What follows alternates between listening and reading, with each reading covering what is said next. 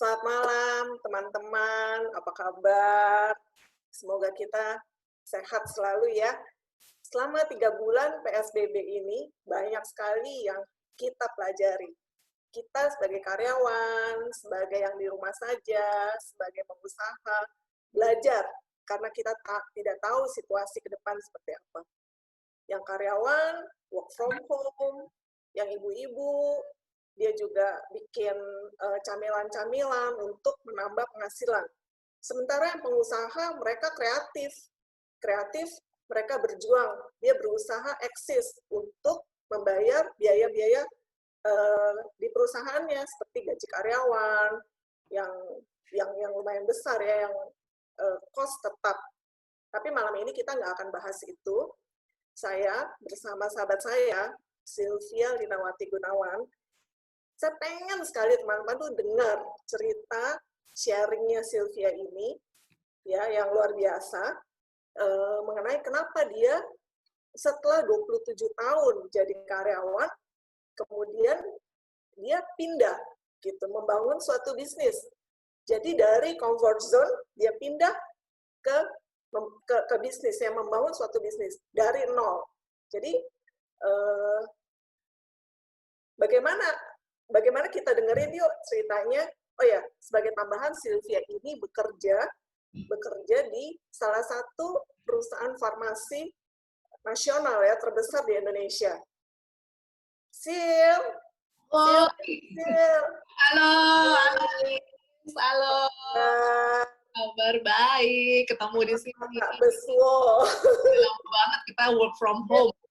Cerita dong, Sil, gimana Sil, kok bisa gitu, kok bisa memutuskan keluar dari comfort zone. Jadi karyawan kan enak, gitu, tiap bulan dapat income gitu. Kenapa sih dasarnya? Ayo ceritain dong, biar yang lain tuh dengar gitu loh. Oke, Liz. Terus gue sharing aja ya. Kita sharing aja ya di sini. Mungkin buat teman-teman juga semuanya, selamat malam. Welcome ya untuk dengerin ngobrolan kita nih malam ini tentang kenapa sih yang tadi Sulis tanyain, kenapa sih kok udah di zona nyaman gitu ya, udah nyaman, udah enak-enak, kenapa mau memutuskan untuk apa istilahnya ke jalur lain gitu ya?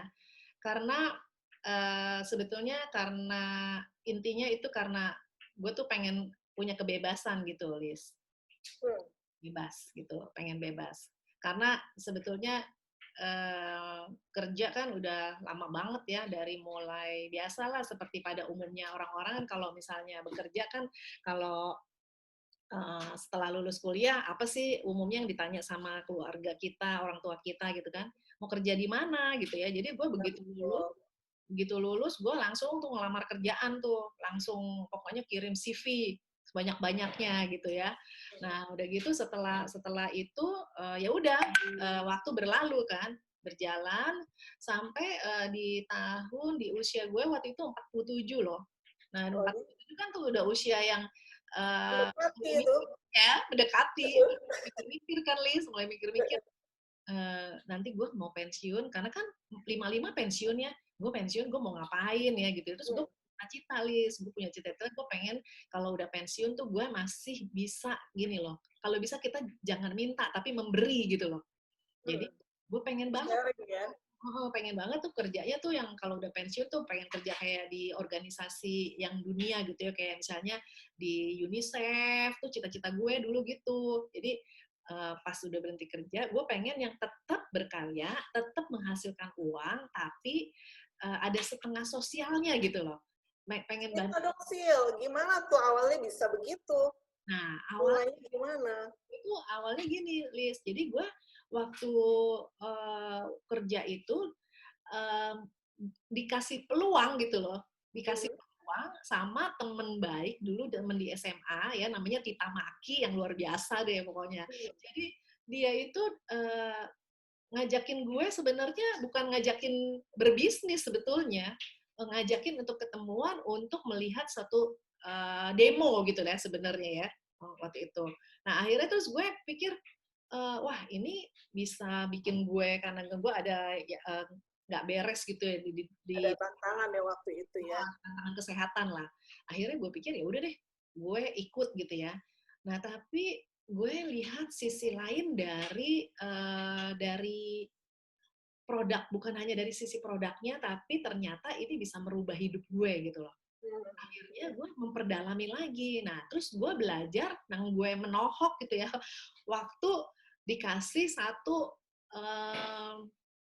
cerita tentang Robert Kiyosaki. Pernah dengar nggak, Lis? Iya, aku pernah baca bukunya. Aku suka baca-baca buku-buku. Baca buku itu ya. Robert Kiyosaki. Nah, waktu kuliah, yang bukunya ini nih. Gue selalu deket-deket sama buku ini. Bukunya ini judulnya nih. Nah, waktu gue baca buku ini nih, Cash Flow Quadrant nih, Lis, gue langsung kayak, selama ini gue juga udah baca. Waktu kuliah gue baca, tapi kagak ngerti. Gak mudeng ya. Gak mudeng gitu. Kayak gini loh, Lis, mungkin gue bisa sharing ini. Karena kenapa akibatnya gue memutuskan untuk keluar dari zona nyaman ya. Karena ini nih ya, satu video mungkin gue bisa sharing ya, Lis ya. Merimain lagi nih buat teman-teman semua, biar lebih paham lah mengenai ini ya. Kita dengerin dulu deh ya, Lis ya. Boleh ya? Boleh. Om Robert ya, kita dengerin Om Robert Kiyosaki. Nih, kita dengerin deh ya.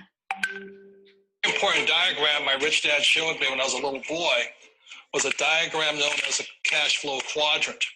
And the quadrant is made up of the 4 different people who make up the world of business. So my rich dad said, in the world of business, there's E's.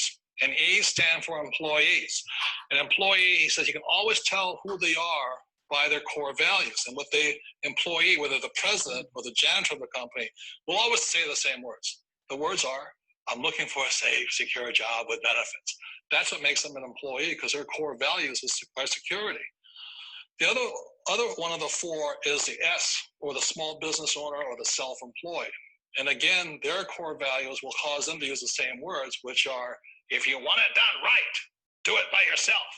S means they're also solo. They're generally one-person act, or they operate by themselves. On the right side of the quadrant are the B's. And what Rich Dad said the B stood for was big business, or like Bill Gates. Forbes defines big business as 500 employees or more. And their words are different. They say, I'm looking for a good system, a good network, and the smartest people I know to help run my business. So they're unlike the S. They don't want to run the company by themselves. They want smart people to run their companies for them. And then the 4th of the quadrant is the I, and I stands for investor. These are people who have money work hard for them. These people are people who have people work hard for them. And these are the people that work hard for the rich. So early on in my life, it was my poor dad who always said to me, you know, Robert, go to school and get a high-paying job. And so my poor dad's core value was to be an employee. He wanted job security, promotions, a steady paycheck, and all this. And so it was my rich dad who said to me, he says, you know, Robert, if you really want to be rich, learn to build businesses. It made more sense to him to work hard to build a business, something you owned, and something you could pass on for generation to generation to your kids. Whereas my poor dad said, work hard, but my rich dad said, why would you work hard for something you'll never own and you get fired from right away? Again, that was a difference in values. So my rich dad suggested I learn how to be a business owner and learn how to be an investor. And that's one of the big differences. On this side of the quadrant, these people here work for security. They work for money also. On this side over here, their key value that they want is they want freedom. They don't want to have to work at a job anymore. They don't want to have to work for the rest of their lives. So the beauty of building a business and learning how to invest is very simply that this is passive income. You work hard for a few years, but possibly for the rest of your life, income keeps flowing to you. Nah, kayak gitu, Lis. Ya, thank you, Om Robert. Luar biasa ya. Luar biasa ya, benar-benar. Aku, sebentar. Aku ini yang membuat benar-benar merubah hidup gitu ya. Nah, aku kasih lihat nih. Aku mungkin boleh ya, Lis ya. Gue berbagi sedikit mengenai, karena gue tuh orang yang lama banget nangkep ini nih. Jadi udah baca buku dari kuliah. Waktu itu kuliah, gue udah beli bukunya, tapi nggak ngerti gitu loh. Gue rasa sama kali ya, kebanyakan orang baca tapi nggak ngerti. Jadi mungkin gue bisa share yang ini ya. Ini nih. Sedikit tadi mengenai penjelasannya Robert Kiyosaki ya. Jadi di kuadran yang kiri kan dia tulis tuh, ada tulisannya poor ya, Lis ya. Iya. Begitu dia bilang poor, gila ya, berarti gue di kuadran miskin dong gitu ya. Karena mindsetnya beda. Mindsetnya tuh keamanan pekerjaan. Jadi ini bukan masalah jelek atau bagus sih sebenarnya, Lis. Ini pilihan ya, tapi banyak orang yang nggak tahu, termasuk gue waktu itu nggak tahu. Oh ternyata bisa tuh, semua orang ada di kuadran sini, sebenarnya bisa gitu. Jadi kuadran yang kanan nih, yang kuadran passive income ya, atau business owner atau investor. Nah, di situ dijelaskan di sini ya, kalau employee kita memang punya pekerjaan ya. Kita kerja dari pagi sampai malam, kadang lembur gitu ya. Sibuk ya. Apalagi lo tahu sendiri kalau kita lagi budget ya, Lis ya. Iya. Ya, lagi budget, terus gue kalau lagi mau tayang iklan, gimana kira-kira? Waktu mesti kejar-kejaran waktu, kayak gitu ya. Karena kan ngurusin hal seperti itu. Tidur bisa kurang, kayak gitu ya. Ketemu anak juga ada waktunya, timingnya. Mau cuti juga ada batasannya ya. Cutinya cuma 12 hari, setahun gitu ya. Jadi kerja keras, ya, tapi nggak aman loh sebenarnya loh. Kan bisa aja suatu waktu perusahaan udah nggak membutuhkan kita, memecat kita, bisa kan? Iya, seperti saat ini banyak karyawan-karyawan yang dirumahkan atau yang dipotong gajinya. Nah, itu dia. Jadi nggak ada security sebetulnya ya, gitu. Terus nggak ada waktu pula, karena tadi waktunya kan terbatas ya. Nah, kemudian kalau yang kuadran berikutnya nih, self-employed. Nah, biasanya ini orang tua aku nih, Lis, orang tua gue, punya toko dulu. Ya, dia kerja keras, kesian deh, nyokap bokap tuh kerja keras. Karena memang dia cuma taunya ada yang namanya dulu ya, namanya zaman dulu ya, kamu kalau udah gede mau jadi apa? Enggak, saya mau buka toko. Mau kerja, saya mau buka toko. Pilihannya tuh kayaknya buka toko, jadi arsitek, jadi insinyur, jadi dokter gitu ya. Jadi psikolog, nggak kayak sekarang. Sekarang anak muda sekarang kan banyak tuh ragamnya. Itu digital lagi gitu kan. Nah, sekarang ini kalau yang namanya self-employed, nah ini yang sering ketuker sama business owner. Jadi banyak orang yang salah. Oh enggak, gue business owner, gue business owner. Oh bisnis apa? Oh saya punya salon katanya gitu. Punya salon gitu ya. Salonnya ada berapa? 1. Itu mah bukan benar, itu self-employed. Kenapa? Karena dia sendiri yang harus ada di salonnya. Nggak ada employee kan, Lis, gitu. Nah, kebanyakan juga kalau bisnis-bisnis yang kecil, skala kecil ini, minjem dulu kan untuk gedein bisnis. Ya. Nah, nanti kalau lagi udah mulai rame, ya, mesti ngutang gitu ya. Nah, nanti kalau ngutang pas udah utang, terusnya sepi tokonya yang ada. Udah gitu, pusing dia. Stres, gitu ya. Nggak semuanya ya, ini aku ngomong in general ya, nggak semuanya itu terjadi juga gitu, tergantung model bisnisnya. Tapi yang jelas kalau yang namanya bisnis yang karyawannya di bawah 500 itu masuk ke self-employed, belum owner. Nah, ini yang namanya kuadran yang aktif income, harus selalu aktif baru ada uang. Kalau yang di kanan itu kuadran yang namanya passive income, di mana business owner itu sebenarnya nih, tunggu sebentar, aku ada satu slide yang bagus banget ya. Business owner itu cuman ada, yang ini, ya. Business owner itu sebetulnya cuman ada 3 cara, Liz. Nih, ya.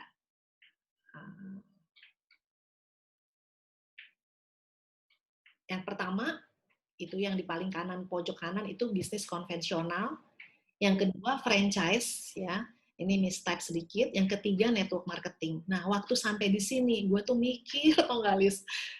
Mau jadi business owner, mesti jadi punya bisnis konvensional. Berapa modalnya gitu ya? Gue uang 1 miliar aja, kalau jadi karyawan ya, untuk ngumpulin uang, punya apartemen deh 1, nyicilnya bisa tahunan gitu ya. Ini kenyataan ya. Dan Karena nggak semua orang punya kesempatan punya apartemen. iya, Cuma maksudnya di level tertentu mungkin ya. iya. Nah, gue kan waktu itu udah ada di posisi yang lumayan loh, Lis ya. Satu level di bawah director kan lumayan ya. Itu mau punya apartemen, gue nyicil loh. Ya, apalagi orang-orang yang nggak semua bisa sampai di situ. Tapi mungkin kalau yang direktur gitu ya, atau CEO, mungkin lain cerita lagi. Tapi tetap aja ada keterbatasan gitu ya. Konvensional, gue nggak mampu deh, gue nggak punya tabungan sampai miliaran aja nggak punya saat itu. Ya, terus mau beli franchise. Nah, ini gue udah hampir nih, Lis. Gue hampir beli franchise. Udah gue siapin, sudah ngobrol lah sama salah satu chain supermarket, minimarket ya. Karena gue pikir ya udah toko nyokap gue mau gue jadiin aja ruangannya, gue jadiin yang franchise, yang chain gitu ya. Untung nggak jadi, karena gue ketemu sama Tita Maki. Jadi in between gue lagi mau memutuskan untuk mengambil franchise, gue ketemu yang namanya sebuah network marketing. Dan ini modalnya nothing. Modalnya boleh dibilang nothing. Modalnya cuma impian aja. Karena gue pengen berubah hidup. Gue punya impian nih, gue ngambil jalur ini. Jadi gue langsung bergabung bersama Tita, dibimbing gue. Dibimbing, Lis. Jadi gue masuk ke kuadran ini. Nah, perubahan mindset nih. Dari kuadran active income ke passive income, itu mindsetnya, ini ada temboknya nih. Temboknya itu tebel. Untuk merubah, bayangin mindset gue employee 27 tahun, suruh rubah jadi mindset business owner. PR banget, Lis. Berarti pindah mindset tuh gimana, Sil? Mungkin teman-teman agak bingung tuh. Kalau nggak biasa dengarnya. Pindah dari kuadran ES ke BI gitu ya. Ada perubahan mindset gitu. Ya, Apa tuh? Contohnya mindsetnya employee itu beda sama mindsetnya business owner. Business owner biasanya orangnya lebih inovatif, berani terima tantangan, tidak menyerah. Itu mindsetnya business owner ya. Kreatif ya. Survivalnya tinggi ya jiwanya. Karena lagi hujan nih, Lis. Gitu ya. Lagi hujan atau lagi badai kayak sekarang, lagi COVID. Business owner pasti mencari cara untuk gimana bisa survive company-nya supaya bisa bayar employee-nya, bisa bayar gaji gitu kan.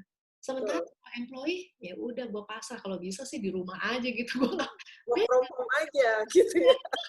Kalau bisa gue makan gaji buta juga oke gitu mindset employee. Nah itu terbentuk. Terus kayak misalnya mau belajar nih, mau meningkatkan diri, mau bertumbuh secara mindset gitu ya, ikut training, maunya dibayarin, Lis. Kalau employee, mindset employee tuh kalau bisa gue dibayarin gratis gitu untuk belajar, padahal untuk bertumbuh secara personal, tapi mintanya dibayarin. Itu gue dulu juga begitu untuk berubah. Fasilitasnya begitu soalnya. Disuruh bayar apa waktu itu ya, salah satu training, padahal trainingnya untuk kepentingan pribadi loh sebenarnya, bertumbuh diri sendiri. Kok bayar ya? Kayak gitu, karena mindsetnya karyawan. Beda loh, beda banget gitu ya. Semua ini ada mindset yang beda. Sama investor juga luar biasa. Coba kalau kita perhatiin investor besar yang kelasnya berat gitu ya. Wih, cara mikirnya cepet banget. Mereka berani mengambil keputusan cepat dengan resiko tinggi gitu. Kalau yang ini kan yang di koden kiri ditawarin sesuatu langsung, bisa ya gue ya? Masa bisa sih? Iya, benar. Apa-apa udah mikir gagal. Nah, itu mindset di sebelah kiri. Beda banget, Liz. Gitu. Nah, ini buat gue belajar. Tapi karena di sini gue punya sekolahan ya, yang punya sistem yang namanya FFG system, itu luar biasa memang. Membuat orang yang zero. Bahkan gue masih kuliah. Ada orang-orang yang gak kuliah, Liz. Itu ketolong banget gitu lah. Jadi inilah, Liz, yang merubah, yang membuat gue itu mengambil keputusan untuk berubah gitu ya. Jadi mengambil jalur network marketing, karena emang itu satu-satunya jalur yang menurut gue bisa gue lakukan gitu. Sil, kalau balik ke slide sebelumnya, Sil, itu ada kata-kata yang bagus tuh. Yang mana, Liz? Yang ada gambar orangnya. Bisa nggak dibalikin?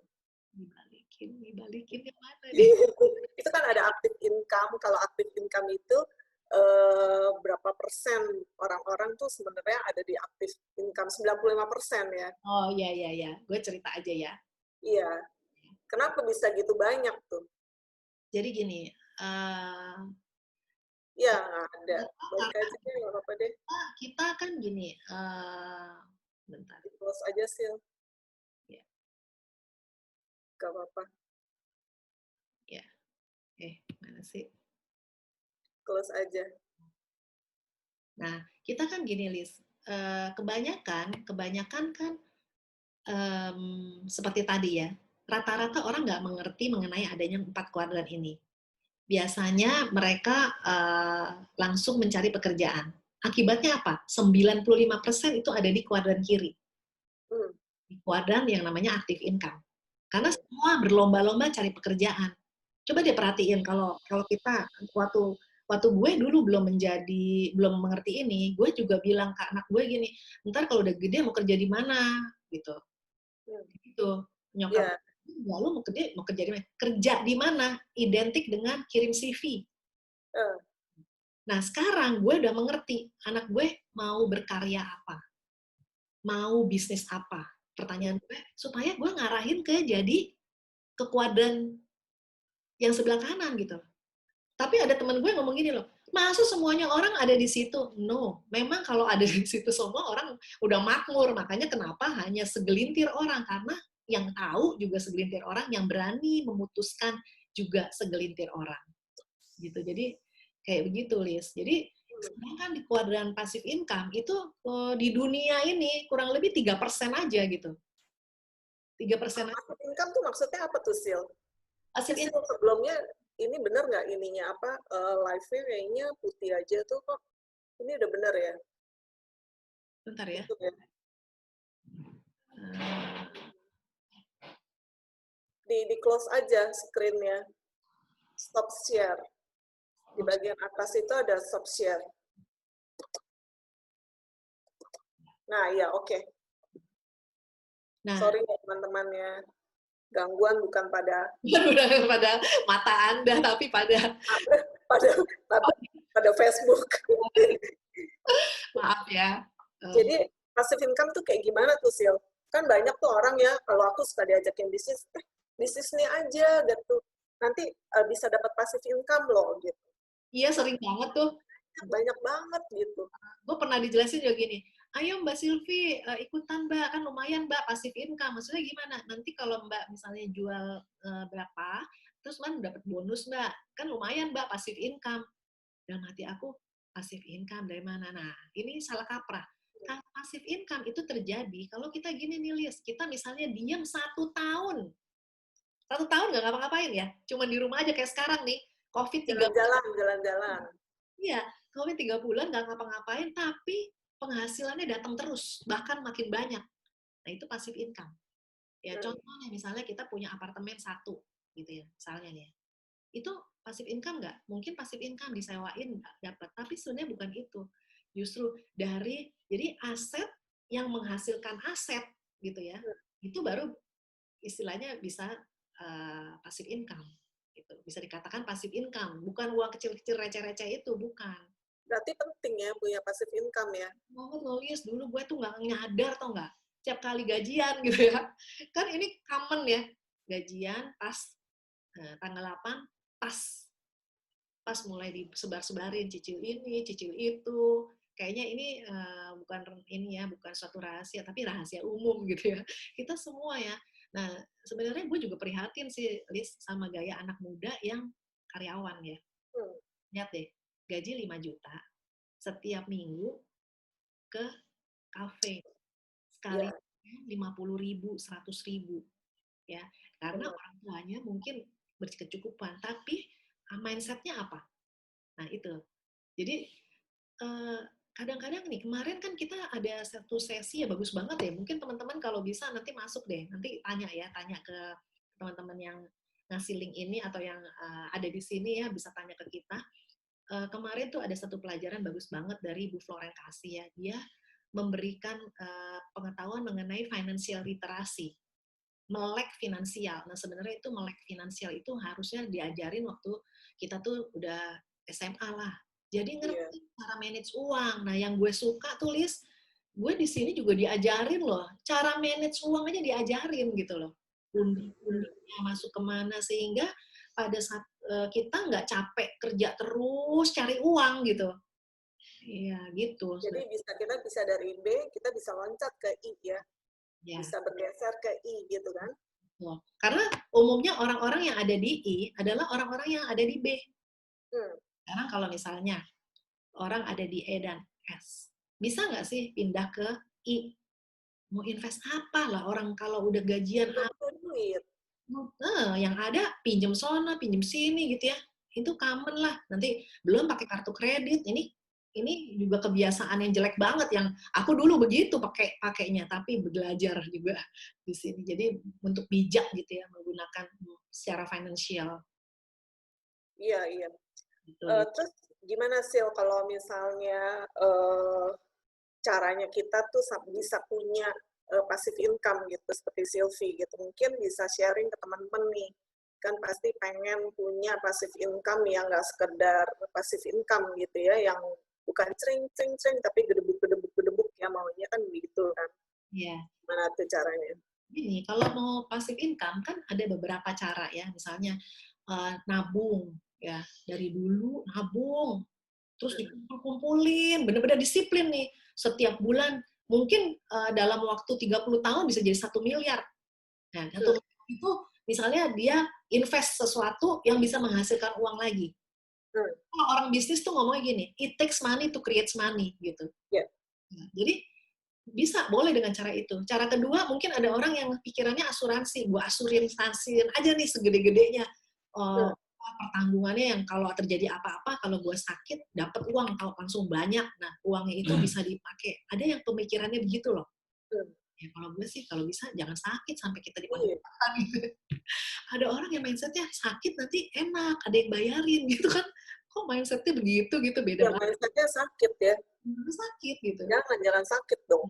Kalau bisa sepanjang usia kita diberikan, kita itu sehat, dan itu bisa. Iya, sehat dan kita bisa menikmati uang yang kita hasilkan dong, bener nggak? Oh iya, sehat dulu. Kalau sekarang. Jadi ada istilahnya apa tuh, banyak waktu dan banyak uang.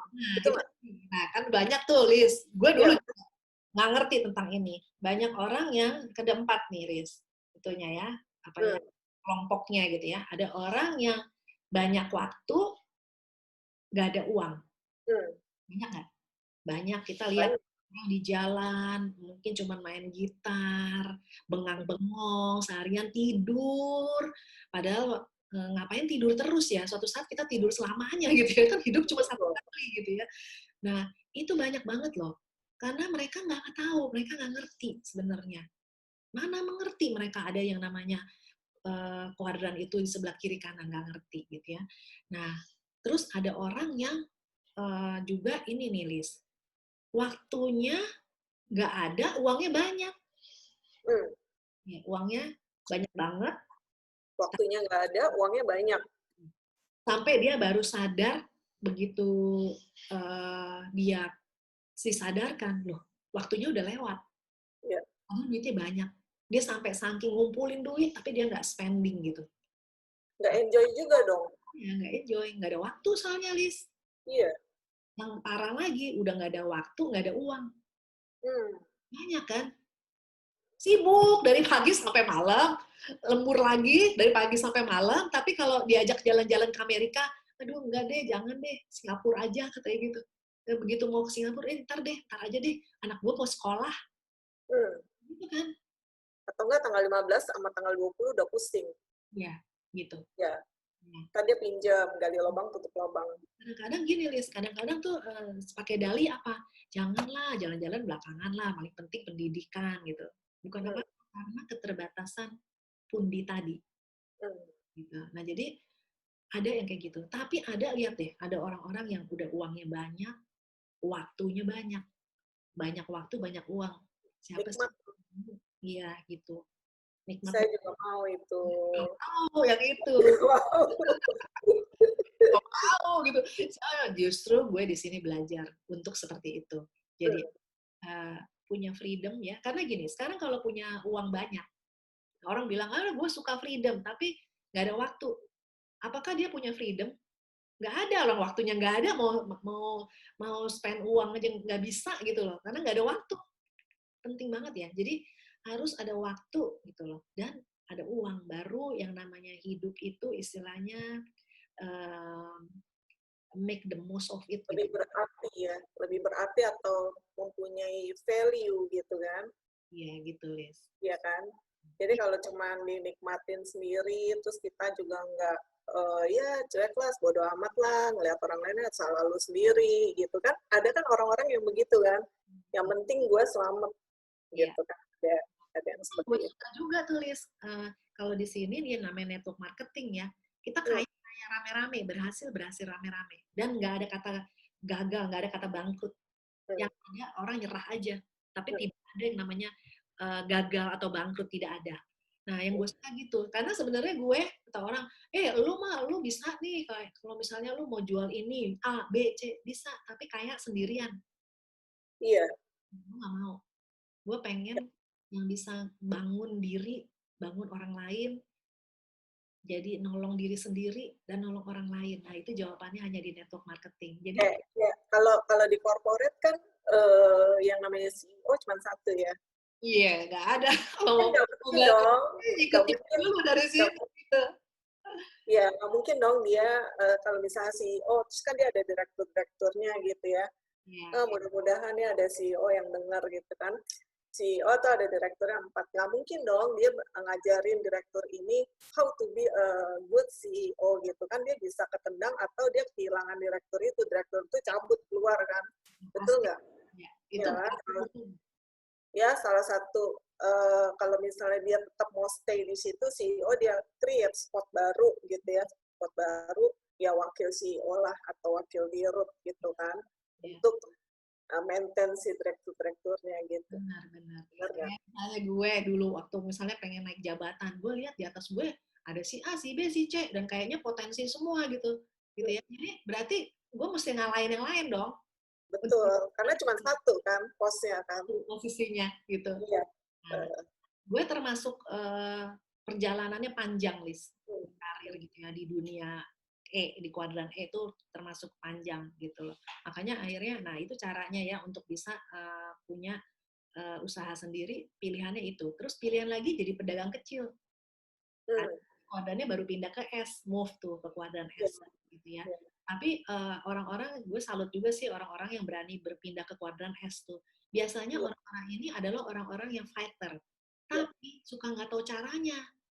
Nah, indahnya kalau dia mengerti cash flow kuadran ini, dia bisa ada di business owner gitu. Nah, business owner cuma 3 cara. Tadi. Nah, pilihan yang network marketing itu bagusnya apa? Kalau kita mau usaha bisnis kita itu berhasil, kita tuh harus berafiliasi. Nggak bisa sendirian, kayak gue partneran kan? Partnernya. Kalau di corporate kan sendirian tuh, fight sendiri, karena tempatnya cuma sendiri kan. Itu bedanya, Liz. Nah, kalau kita di sini itu justru bukannya nyikut orang, tapi menarik semua itu bersama-sama. Ada yang namanya sampai di posisi istilahnya kalau naik gunungnya sampai di atasnya rame-rame gitu. Gitu. Jadi sebenarnya simple, asal mau humble aja. Mau humble aja. Tinggal ngikut doang kok gitu. Memang sih ya waktu kita jadi karyawan kan kita juga mikir ya nggak mungkin selamanya kita stay di perusahaan ini terus kan. Jadi kita mulai berpikir tuh, aduh kerja apa ya? Yang tadi Sylvie ngomong pasti ya. Jadi ya udah deh kita buka bisnis kecil-kecilan gitu. Karena juga nggak ada modalnya juga kan. Nggak semua orang punya modal. Ya kan nggak semua orang gajinya besar gitu kan. Betul nggak? Terus jadi dia pindah ke S. Ya kan? Ke S. Betul. Itu pattern yang umum ya. Kalau orang nggak siap ya, pattern yang umum. Nah, gue pun juga waktu itu kan begitu pikirannya. Ya, gue kayak ini gue beli franchise salah satu minimarket chain gitu ya, bisa berkembang gitu ya. Gitu. Nah, pikirannya kayak gitu. Tapi sebenarnya karena nggak ngerti aja. Makanya gue udah ngeliat orang-orang ya gue perhatiin kan yang udah pada pensiun ya gitu ya. Apalagi kalau pensiun di pensiun di masa pensiunnya itu banyak orang yang gini, uang pensiun dapat misalnya 500 juta misalnya, Riz. Misalnya ya, atau 1 miliar lah, atau 2 miliar gitu ya. 2M. 2M. Kadang-kadang orang nggak sadar nih gini, gue dapat uang 2M gitu ya. Tapi coba, kan gede kan, coba deh dibagi ya, 2M itu dibagi selama berapa lama masa pensiun itu dibagi, yang ada itu sama aja ibaratnya gajinya turun sampai ke 100 level di bawah. Ya, gitu ya. Tapi nggak sadar, gitu, karena uang sekali, tapi habis itu kan dia nggak ada kerjaan, nggak ngapa-ngapain. Nah, ada yang gini, beli gue beli franchise yang kecil-kecilan tuh, yang kayak misalnya beli kebab. Gue pernah tanya ya, Lis ya, kayak misalnya mau bikin seperti itu tuh, modalnya sekitar 55 juta, tapi penghasilannya 3 juta, 2 juta gitu. Ya, sekarang kalau ngomong jujur nih, orang dengan penghasilan 3 juta, 4 juta, bisa nggak kuliahin anak di luar negeri? Bisa lah, udah pasti. Nggak bisa. Nah, ini sebenarnya fenomenal sih sebenarnya ya. Nah, kadang-kadang orang seperti itu belum apa-apa udah nggak bisa melihat lebih bisnis gitu. Nggak kepikiran. Padahal lewat network marketing dengan modal sangat kecil bisa yang namanya penghasilannya miliaran. Amazing beneran, Liz. Justru ini sebetulnya satu jawaban gitu. Terus kalau misalnya buat orang-orang yang taruhlah kan teman-teman aku nih banyak nih yang udah pensiun ya, udah masuk masa persiapan pensiun MPP gitu. Jadi ada perusahaan yang kasih kasih pandangan gitu untuk karyawan-karyawan yang MPP ini ya. Jadi bukan kasih kayak training atau workshop, setelah pensiun kamu harus usaha apa, bla bla bla bla bla bla begitu kan. Ya kan, ada kan seperti itu ya. Jadi kalau mereka gitu, telat nggak sih mereka untuk ikut seperti Sylvie ini kalau misalnya mau membangun bisnis dari zero kan, sebenarnya kan ada kekhawatiran bagaimana kalau misalnya gagal gitu kan ya. Padahal kan semua bisnis juga bisa aja gagal kan, bener nggak? Seperti itu. Sebenarnya ada resiko gagal ya, tapi network marketing nggak ada.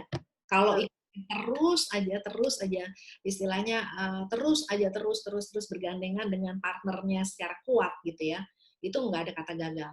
Nah justru kalau cuman gini ya, kadang orang gini, network marketing itu kan tidak ada istilahnya, mungkin buat orang tuh gengsi gitu loh, gengsi gitu, karena nggak ada kantornya. Kayak kalau misalnya udah nggak laku di mana-mana, ya udahlah jalanin itu aja lah. Gitu. Padahal salah banget itu.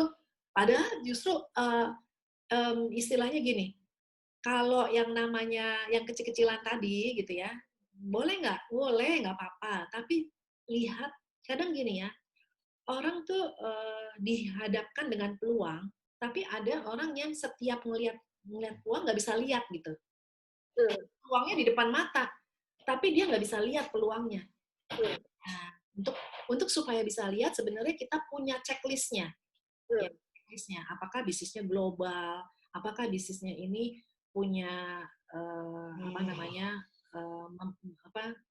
networknya seperti apa? Afiliasinya sama siapa? Itu dia. Kemudian produknya apa dulu gitu. Lalu ada support system nggak? Nah, kadang-kadang juga tentang support system, salah kaprah. Support system itu dipikir ya kayak ada laptopnya, ada kayak gitu. Padahal dashboard seperti biasa gitu ya. Ya, kayak gitu. Padahal bukan itu. Support system itu sifatnya kayak sekolah bisnisnya. Jadi kita tuh dibimbing, ada sekolahannya. Nah, ini yang mahal. Kenapa? Seperti apa tuh sekolahnya? Kalau gue namanya FFG System. Freedom FedNet Global. Jadi ini kayak komunitas juga ya, ini komunitas sebenarnya karena global, udah ada di 80 negara lebih, bahkan di 5 benua. Jadi bisnis kita itu tuh bisa bukan cuma main lokal. Jadi kayak kita misalnya, kita mau punya partner bisnis di, kayak gue punya partner bisnis di Belanda gitu ya. Yeah. Ya kan? Gue bisa kan online, pakai Zoom, atau pakai video call, sekarang WhatsApp call, pakai WhatsApp video call gitu kan ya. kita jelasin bisnisnya gini-gini, tertarik nggak kita berpartner gitu ya. Kembanglah bisnis kita sampai ke sana. Iya. Ya, gitu. Jadi dan apa ya namanya? Luas banget lah gitu. Sifatnya luas, Liz. Gitu. Jadi kira-kira apa aja nih tips-tips Silvi kalau misalnya buat teman-teman yang mau menjalankan network marketing? Apakah boleh, aduh tapi saya masih kerja nih, jadi dia perlu income pasti gitu ya, kan ada apalagi kepala rumah tangga gitu ya, anaknya sekolah 3 SMA, SD, SMA, SMP, SD, jadi butuhnya kan banyak ya, kalau misalnya ditinggalin, terus jalanin gagal, nah itu tipsnya apa tuh, Sil? Ya. Itu apakah bisa gitu? Yang pertama tips saya kalau mungkin tipsnya gini ya. Pertama kalau kita punya impian gitu ya, punya impian dulu. Kalau kita punya impian, pasti kemungkinan berhasilnya itu besar banget gitu. Nah, kedua, berani memutuskan. Keputusan tuh penting. Kayak saya selalu gue ngomong gini nih, Liz. Gue bilang ini keputusan terbaik dalam hidup saya, hidup gue. Karena benar-benar gue mengalami perubahan hidup.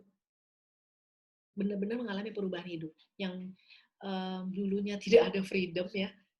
Tidak ada freedom itu kan perubahan ya. Dari timing aja, time freedom aja udah luar biasa. Gitu.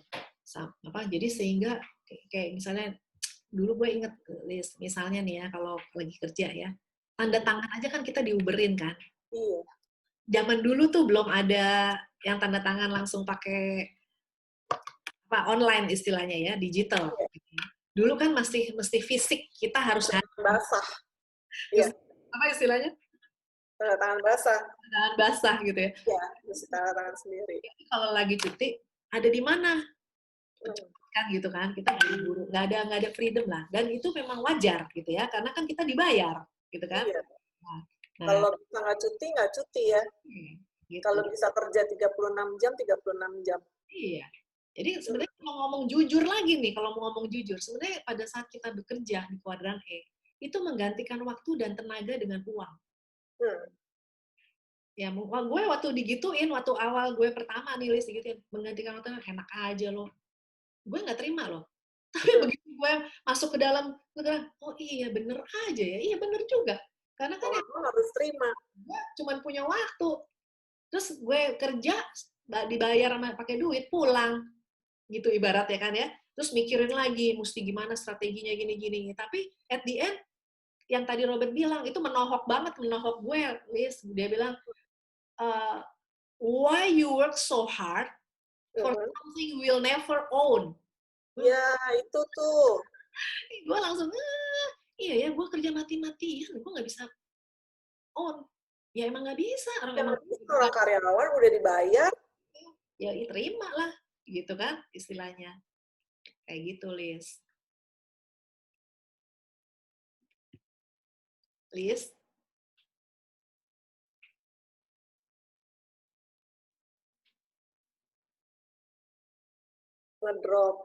Drop ya? Jadi banyak yang message saya, ya, di Japri atau saya kan pasang status saya gitu ya. Jadi bangga nggak gitu? 27 tahun jadi karyawan, bangga nggak? Bangga nggak coba kira-kira teman-teman dari paparan tadi? Kira-kira bangga nggak? Ada beberapa orang sih, dia bangga dengan kerjanya dia puluhan tahun karena dia bisa mensekolahkan anak-anaknya, terus ya pokoknya berkecukupan lah gitu. Terus terang gini, Liz. Gitu menurut dia begitu. Terus terang gini, Liz. Sebelum gue ada di network marketing ya, gue bangga loh. Karena apa? Karena dari sekian orang yang ada di posisi itu tuh 6 orang doang, gitu ya. Level posisinya. Artinya kan dari ribuan orang, gue ada di situ. Lumayan dong ya, bangga. Tapi ujung-ujungnya, inget ya, ujung-ujungnya nih, selesai. Selesai. Thank you, Silvi, gitu ya. Ya. Yang gue recall lagi gini, gue pernah kan, gue lama di dairy industry kan.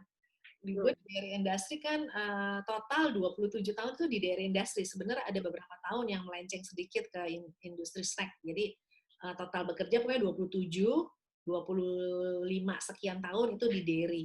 Nah itu gue datang nih, pokoknya sedih juga gitu ya, datang ke pabriknya gitu ya, datang mau bertemu seseorang di pabrik gitu ya. Dia ngomong gini, maaf Mbak, dengan siapa ya? Loh, Mbak nggak inget lagi, dia udah nggak mandang lagi. Padahal gue dulu yang ibaratnya create iklan sampai segitu, segitu luar biasanya gitu. Orang lah gitu ya. Ya lupa, ya karena kan ya tadi balik lagi, lu kan udah dibayar, selesai gitu. Ya jadi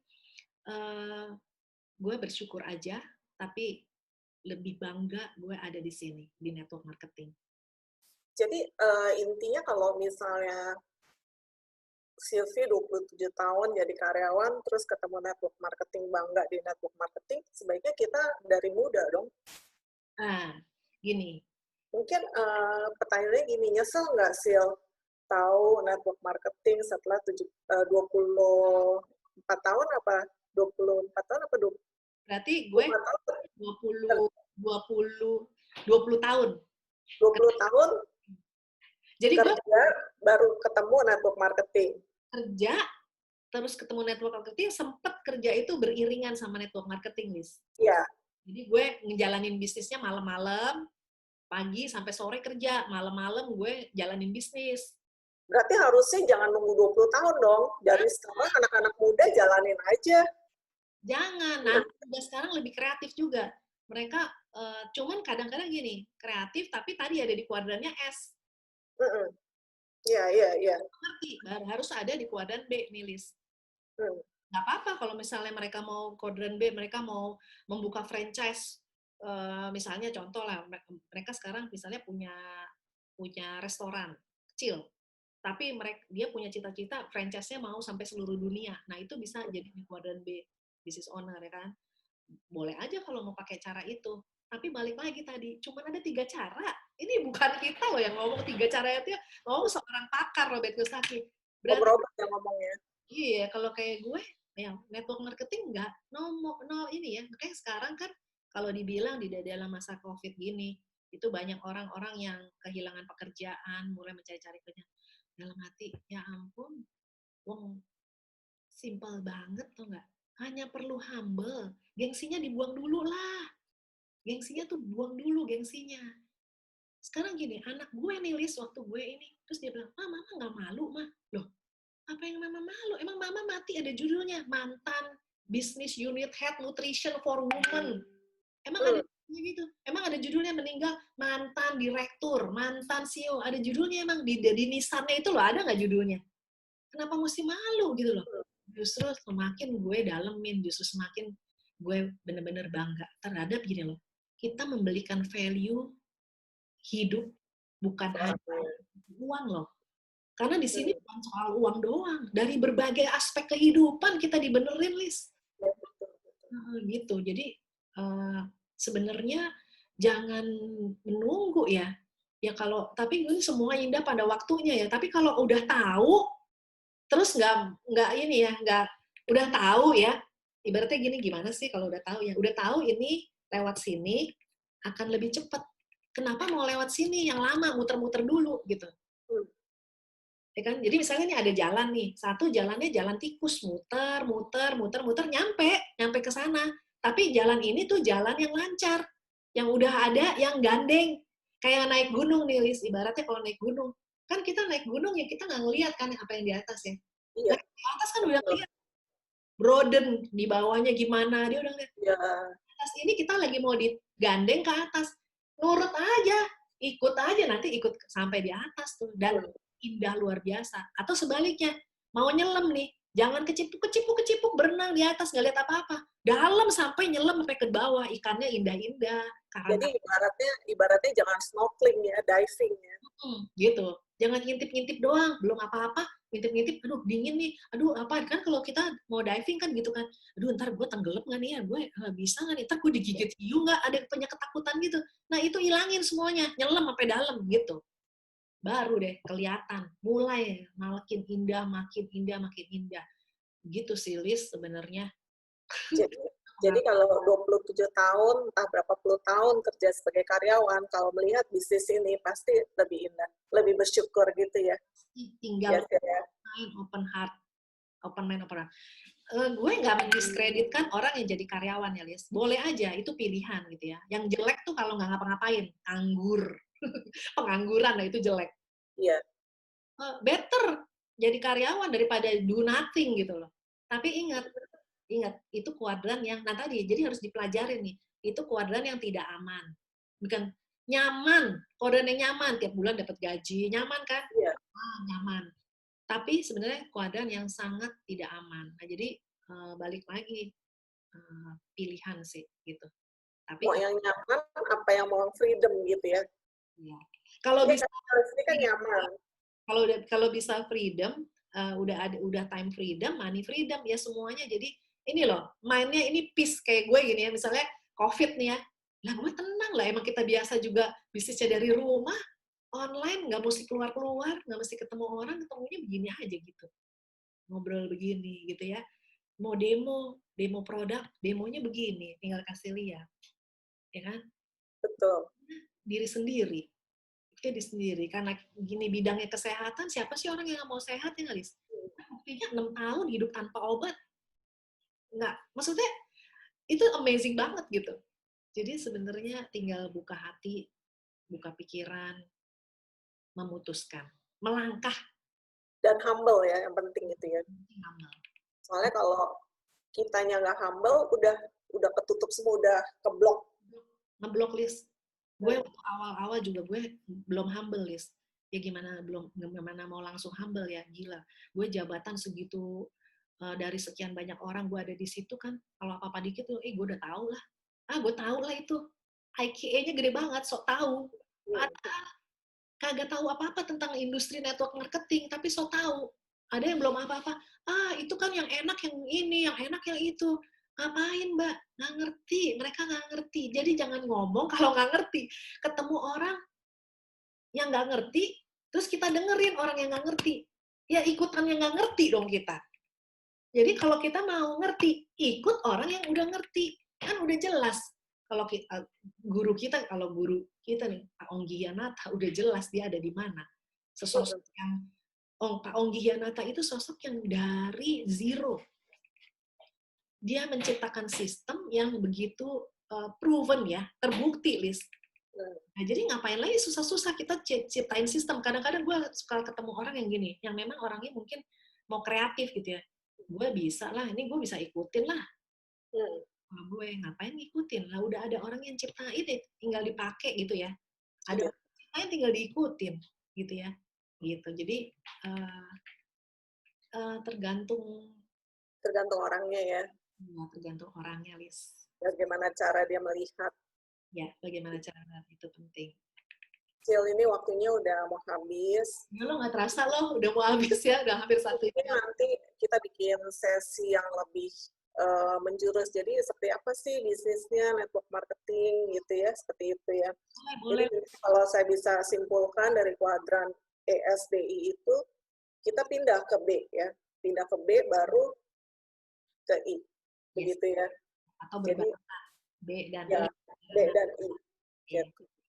Oke, teman-teman, mungkin ada yang mau disampaikan lagi, Sil? Enggak sih, aku sih senang-senang aja, sharing aja gitu ya. Semoga sharing ini juga bermanfaat, pengalaman hidup, perjalanan karir. Kalau cerita mah nggak ada habisnya deh, karena saya juga senang kalau ngelihat orang lain bahagia, dapat pengalaman. Karena gue juga senang belajar dari orang lain gitu, Liz. Kalau ada pelajaran-pelajaran tentang kehidupan, gue suka deh gitu. Iya, kita nyontek aja ya sama orang-orang ya. Ngapain pusing lagi, bener nggak? Iya kan? Nyontek, tapi nyonteknya mesti yang lebih bagus gitu kan. Pelajaran ini kan network marketing boleh nyontek kan, bisnis yang nyontek kan sebenarnya duplikasi kan. Justru harus nyontek. Orang sukses kita contek gitu. Oke, gitu teman-teman. Terima kasih atas waktunya. Terima kasih Sylvie. Sulis. Ya, semoga nanti kita bisa ketemu lagi ya.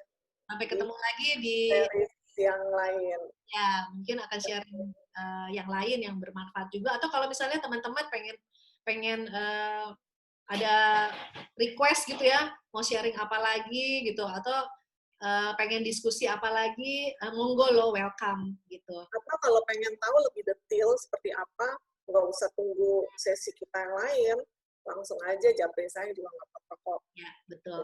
Ya, japri aja. Oke. Oke. Thank you Terima semua. kasih.